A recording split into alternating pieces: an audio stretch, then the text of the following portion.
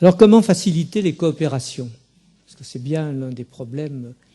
Vous repérez que telle équipe, elle travaille en vase clos, que vous trouveriez très bien que tel autre échange avec une équipe interne ou externe, et ça ne se fait pas. Il y a deux façons de coopérer qui sont complémentaires. L'une ne remplace pas l'autre. Il y a d'abord tout ce qui va se jouer en interne, des coopérations internes à l'établissement. Elles sont clairement au cœur des apprentissages collectifs. Il n'y a pas beaucoup d'autres modalités si on réfléchit bien. Et tout ce que vous préconisez, que vous proposez en termes de travail sur les pratiques, dans mon esprit, ça s'inscrit clairement vers un travail collectif. Et dans le fond, vous proposez des outils favorisant certaines formes d'apprentissage individuel et collectif à des équipes. Mais il y a aussi des coopérations externes qui vont obliger à des partenariats, qui vont obliger à tomber d'accord et à construire de nouveaux projets, qui vont obliger à se livrer à de l'évaluation. Et je suis très heureux d'entendre que bientôt nous ne serons plus le dernier pays en Europe à pratiquer l'auto-évaluation, parce que vous savez que nous sommes le dernier à ne pas pratiquer l'auto-évaluation des établissements secondaires. Mais d'après ce que Jean-Paul Delahaye nous a dit ce matin, au-delà de quelques pratiques académiques que vous connaissez sans doute, l'Académie de Strasbourg, l'Académie de Nantes, quelques timides initiatives ici ou là, j'ai bien compris que cette fois-ci, ça y est, dans quelques mois, quelque chose va démarrer sur le registre de l'auto-évaluation. C'est un beau sujet en termes de coopération entre établissements, chacun pouvant jouer un rôle réflexif, pouvant être celui qui aide à réfléchir l'autre par des questions, jouer l'ami critique. Et puis on peut aller chercher d'autres expertises en externe, comme on peut apporter les nôtres à des établissements qui n'ont pas tout à fait les mêmes que celles dont nous disposons. Alors tout cela, c'est pour vous dire que derrière cela, il y a une culture de la collaboration participative, c'est un peu ça que je suis en train de vous dire, qui va en opposition très clairement à la vieille culture de Max Weber, qui reflète le début du XXe siècle, où pour lui la bureaucratie était le modèle idéal, qui s'opposait à d'autres modes, mais la bureaucratie, ce n'était pas le terme péjoratif d'aujourd'hui, c'était quelque chose qui devait permettre aux organisations de fonctionner très bien. Et ça repose sur la hiérarchie, ça repose sur des normes et ça repose sur des règles. Évidemment, dans un ministère comme le ministère de l'Éducation nationale, on en a usé et on en a abusé et on en abuse encore.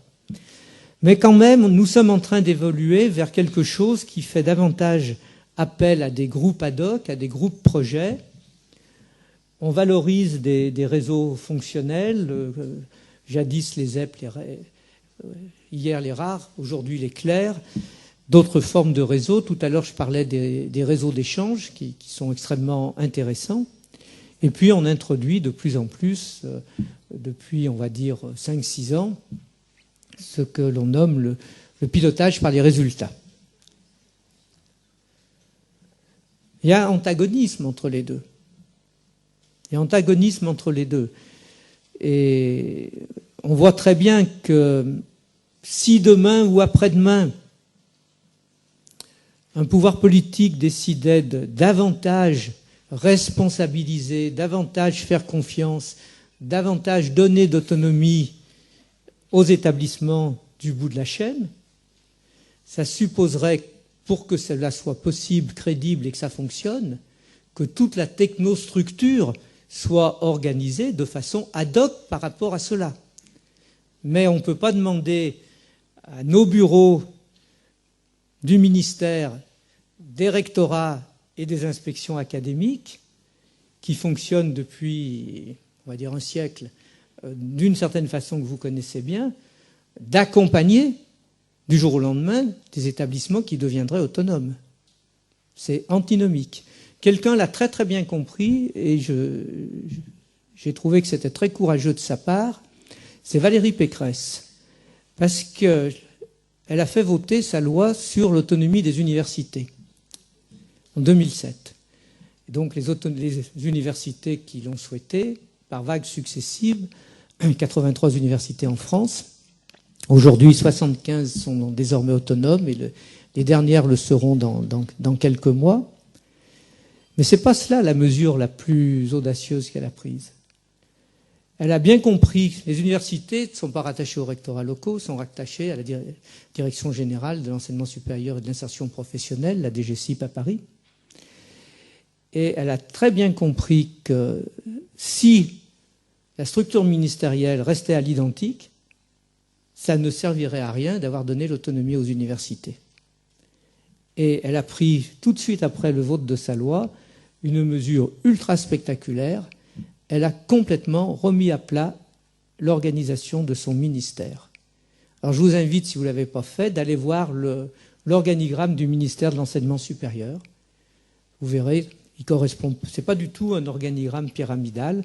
Il ne correspond pas du tout aux organigrammes que vous avez l'habitude de voir. Alors il nous faudra maintenant 3, 4, 5, 6 ans pour voir de quelle façon les universités apprendront à travailler avec un ministère organisé d'une façon totalement nouvelle, et comment un ministère organisé de façon totalement nouvelle arrivera à travailler avec des universités qui elles-mêmes ont à conquérir une autonomie, parce qu'il ne suffit pas qu'on leur la donne, il faut maintenant qu'elles arrivent à la conquérir en actes. Et le courage doit être de part et d'autre, et les compétences.